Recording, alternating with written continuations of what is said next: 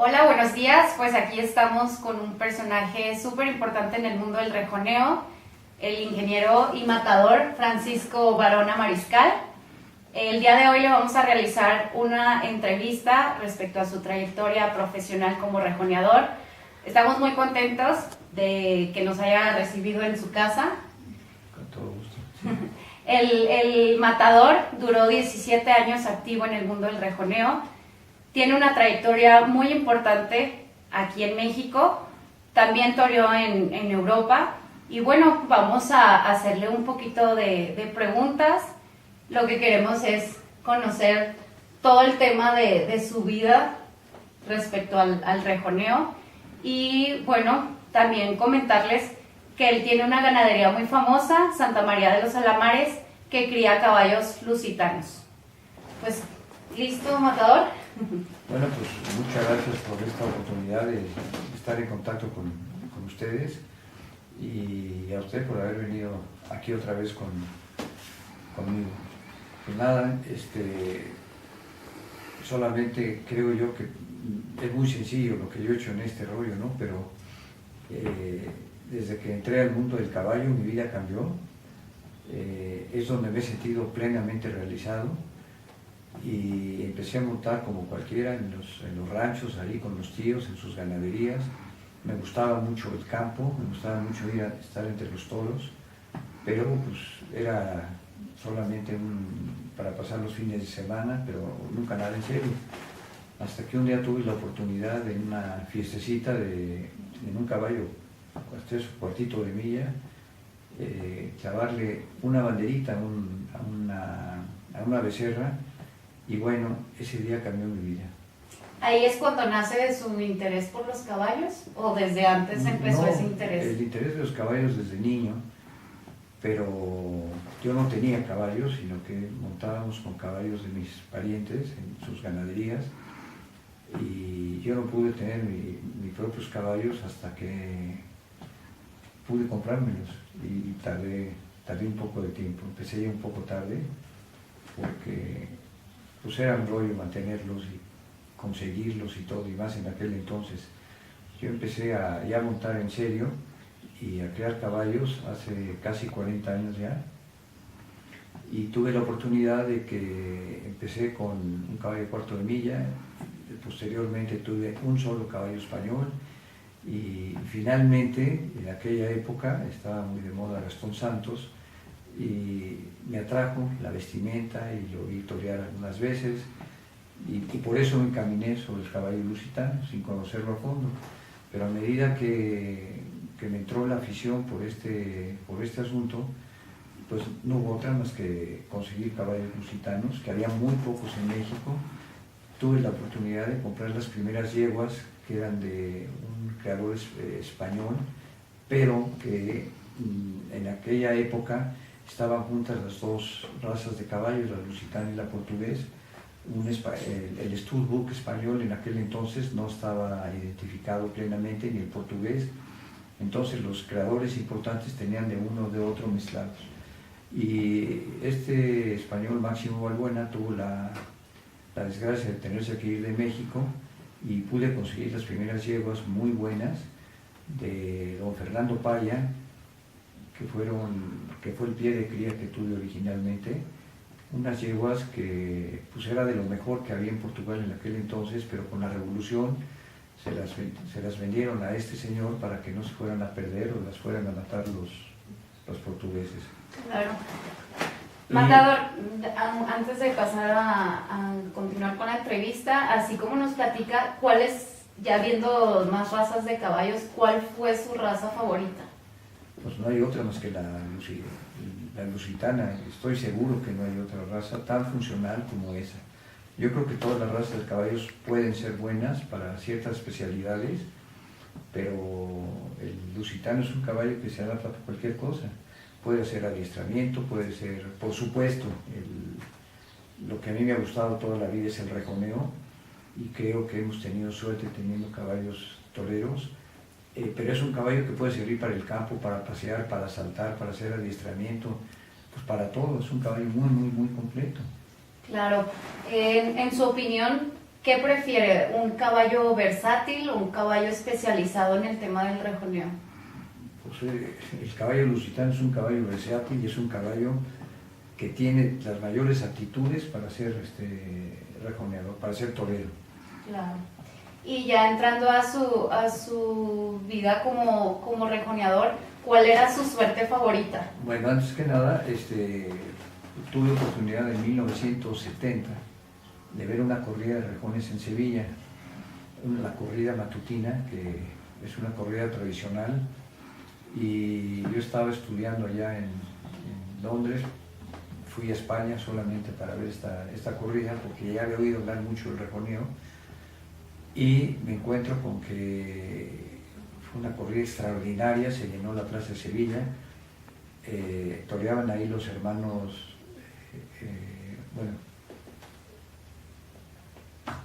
Samuel Lupi, un portugués, Álvaro Domecq y los hermanos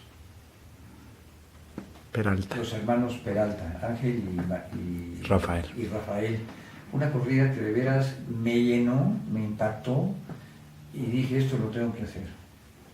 Y bueno, pasaron 2-3 años después de que volví a México, cuando ya pude adquirir ya mis propios caballos, empezar la ganadería, y con muchos esfuerzos, pues sí empecé a torear. Y tuve el gran apoyo de una ganadería, de un súper amigo mío, Salvador Rojas, de la ganadería San Judas Tadeo, que me impulsó mucho, porque cuando le iban a comprar toros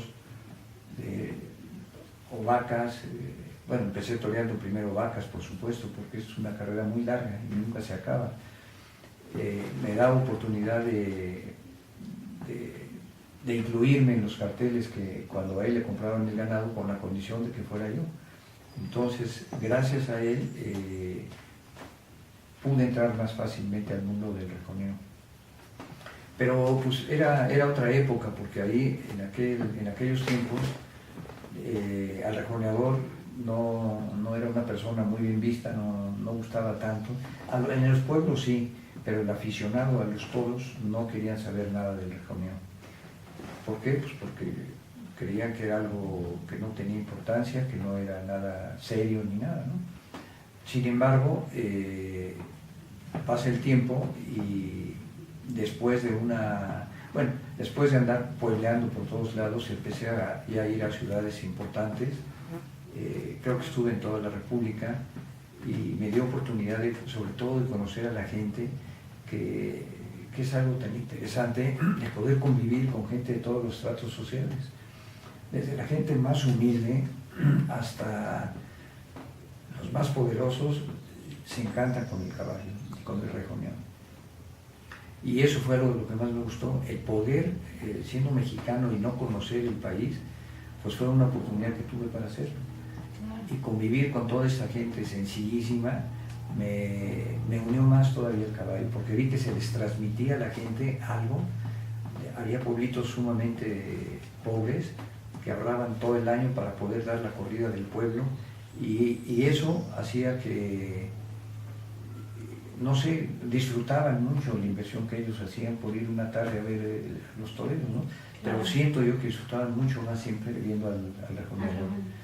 Y así pasó, pues, pasé muchos años ya progresando de plaza en plaza hasta llegar a la Plaza México. Bueno, antes de eso, tuve una alternativa en 1985 en Guadalajara, en el Nuevo Progreso, y fue una alternativa, creo yo, de las más emotivas que he visto, porque una personalidad del mundo del toreo y del rejoneo fue mi madrina. La alternativa fue Conchita Cintrón. El Nuevo Progreso es la segunda plaza más grande del país, y tuve la oportunidad de que, bueno, hice gran amistad con ella, y a ella le gustó la idea de ser mi madrina. Total, la idea de la corrida, pues era una corrida de rejones, toreaba don Pedro Lucero, Gerardo Trueba, Jorge Hernández Andrés y un servidor. Pues pocas veces se llena esa plaza porque es muy grande. Claro. Y pues yo estaba feliz, dije, caray, pues creo que ya la hice, ¿no? Voy con un buen camino de llenar la plaza, ¿no? Y empezó con el pie derecho. empecé con el pie derecho, pero pues la sorpresa es que la gente quería ver más que nada a Conchita Cintrón a caballo otra vez, porque fue un ídolo en Guadalajara, en España, en Portugal, en fin. Es una de En las ese grandes entonces figuras. Conchita ya no No, toreaba. ya estaba retirada, ya tendría 70 años ella. Ay, pues qué bueno que... Entonces, pues bueno, fue muy emotivo porque nunca había pasado eso, ¿no? Que una mujer fuera testigo de un rejoneador. Y Pedro Luceiro fue el que me dio la alternativa, pero pues fue una anécdota importante para mi vida, ¿no? Y de ahí pues ya estuve toreando ya casi en todas las plazas de Primera de México. Tuve un incidente bastante grave en mi debut en Tijuana, también creo que fue en 85.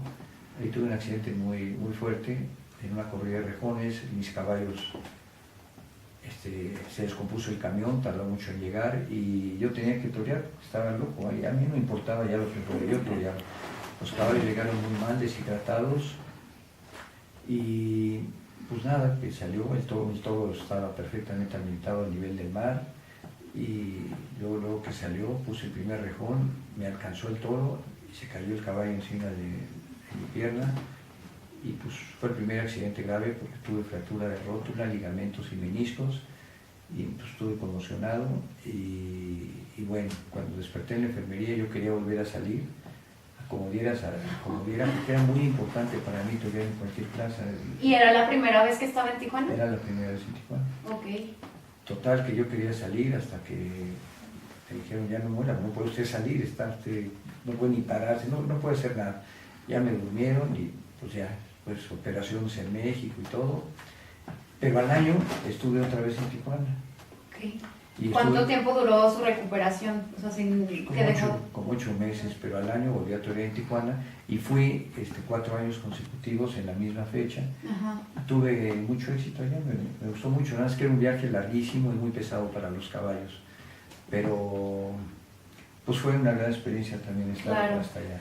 ¿Dónde entrenaba? ¿Dónde tenía su centro de...?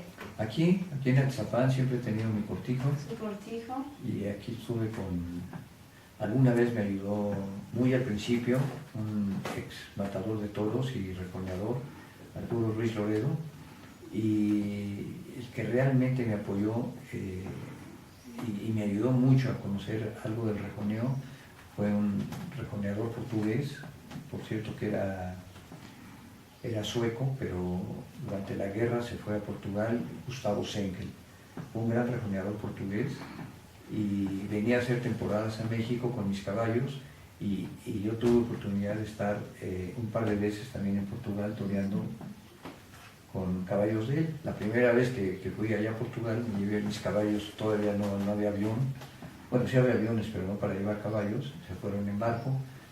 Teóricamente la travesía iba a durar 8 o 10 días y tardó cerca de 20 días. Todos los pobres caballos llegaron pues en los huesos. Claro, por supuesto. Y pues ya no pude torear con mis caballos y tuve lo hice con los caballos de Gustavo, pero sin ningún problema. Y fue una gran experiencia también poder torear con... ¿Y cuál es la diferencia entre torear en Europa y torear en México? ¿Hay alguna diferencia? Pues sí, definitivamente allá, por ejemplo, en Portugal, pues hay rejoneadores en cada esquina, hay una cosa tremenda, y la gente es súper profesional. Sí. También, bueno, en todos lados puede haber muy profesionales o no, pero ahí me tocó convivir con puros rejoneadores de primera, y pues con cuadras preciosas. La ventaja que tiene ahí es que no se matan los toros y tampoco se castigan, entonces los toros salen con toda su fuerza, vienen enteritos, y lo único que se les clava son unas pequeñas fisgas que lo único que hace es hacerlos enojar más, ¿no? Pero es donde se ve que efectivamente uno puede medio torear y dominar al toro. Clava 1, 2 o 3 rejones y después banderillas, y posteriormente ya entran los forcados y el toro se va de regreso. No matan. No lo matan. Ok, bueno. Y aquí en México y en España pues puede uno utilizar los rejones de castigo.